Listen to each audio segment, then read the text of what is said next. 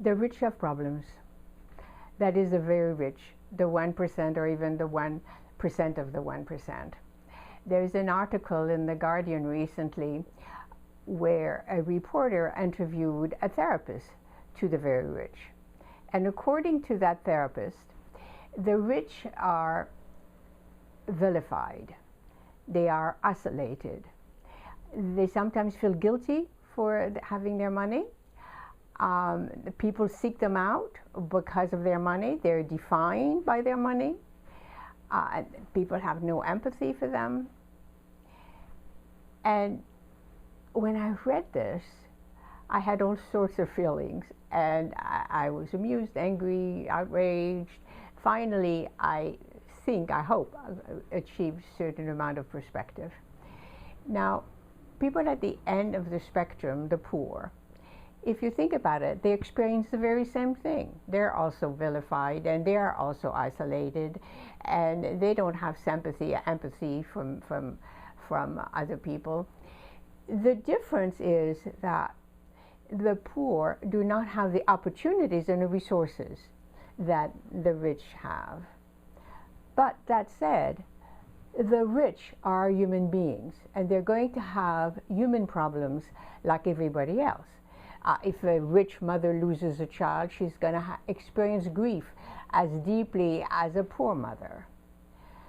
When I was a young undergraduate student, there was a woman who was very, very rich. I have no idea, 1% or whatever, but she was one of the wealthiest women in the state where I lived in. And she was also a bit lonely because her husband was an invalid, and maybe that's why she liked to have me around. She sort of appointed herself my guardian. And to give you an idea, the room where I slept at the time just had at least $1 million worth of antique, and she has all these jewelry that she would hide all over the house, and big diamonds and all sorts of things. And one day she said to me something which stayed with me and inspired me and helped me understand a lot of things about the rich and classes, economic class and all that.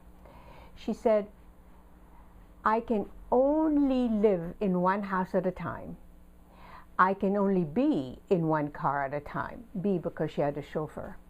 "And I can only wear one dress at a time," even though her dresses were custom made and custom designed. And what I understood from that is that she had grasped the limitation of wealth. And she became a human being again to me. She was no longer the rich lady who was trying to control my life. I had a lot of empathy.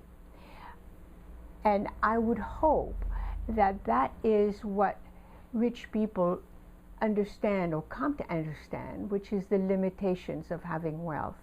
And I would also hope that the therapists who advise them and help them through this would guide them to understand that, and certainly not reinforce a certain amount of self-pity.